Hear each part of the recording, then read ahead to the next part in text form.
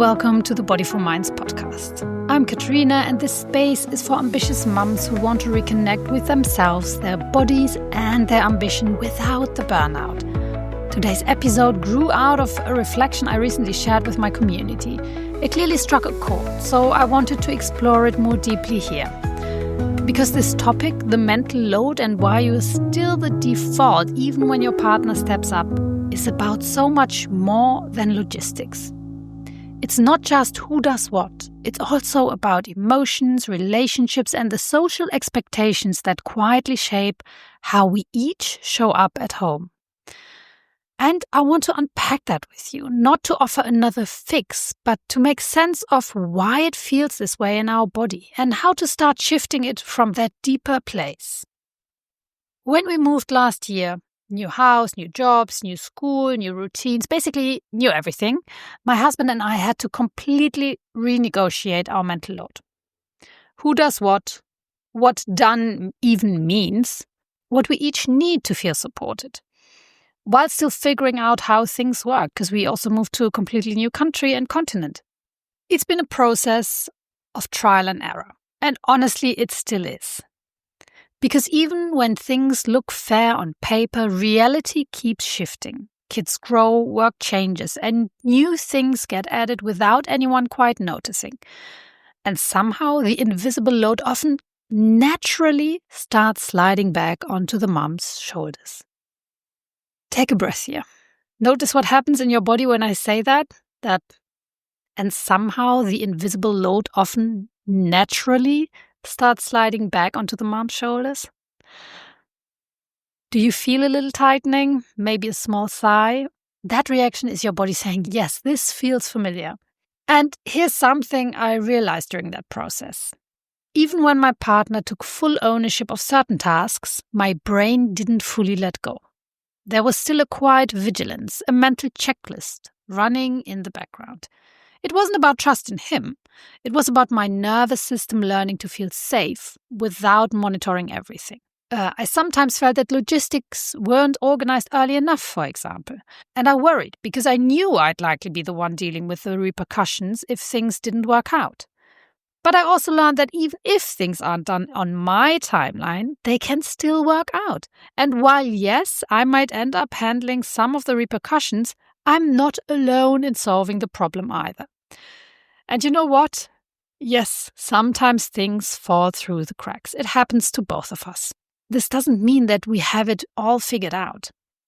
But it does mean we're working together differently now, and that's what makes it work.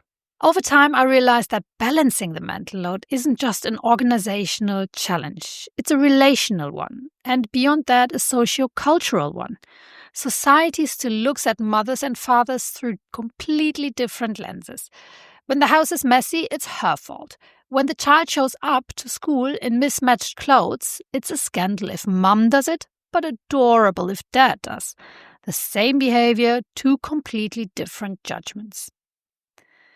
That social conditioning creates a double bind. Mums internalize impossible standards, while dads often get praised for doing the bare minimum.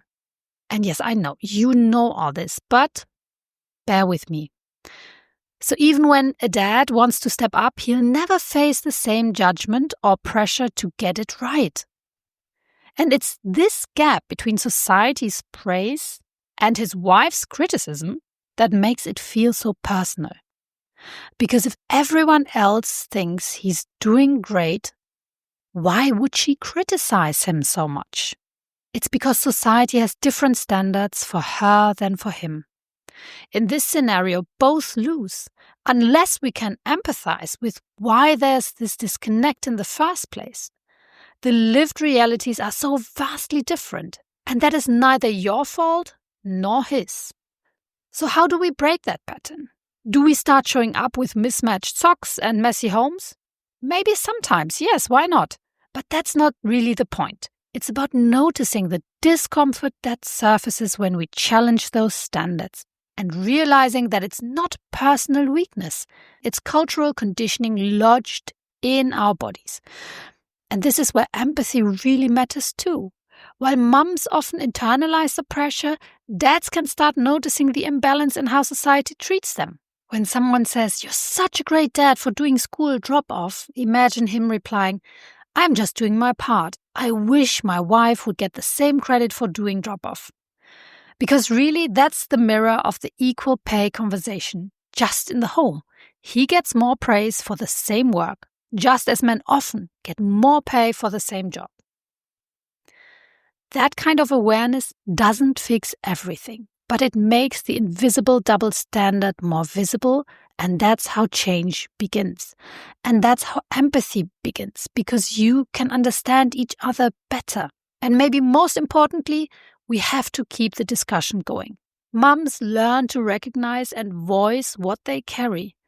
Dads learning to listen, notice, and speak up when they see the imbalance at home, at work, or out in the world. Because changing the mental load setup, just like reimagining our careers, doesn't happen in isolation.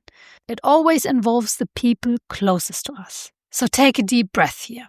Feel your body supported wherever you are and notice what part of you softens when you realize this isn't about blame, but about awareness and choice.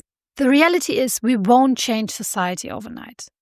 But when we connect with ourselves, our values, limits, and priorities, and our loved ones, we can set standards that truly work for us, even when the world hasn't caught up yet.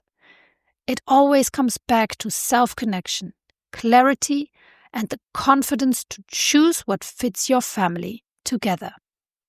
Because your invisible work deserves to be visible and shared. If this episode resonated with you, share it with your partner or with a friend who's been carrying more than her share.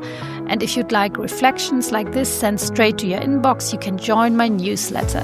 I'll put everything in the show notes. It's where these conversations often begin. Until next time, more you, not more to do.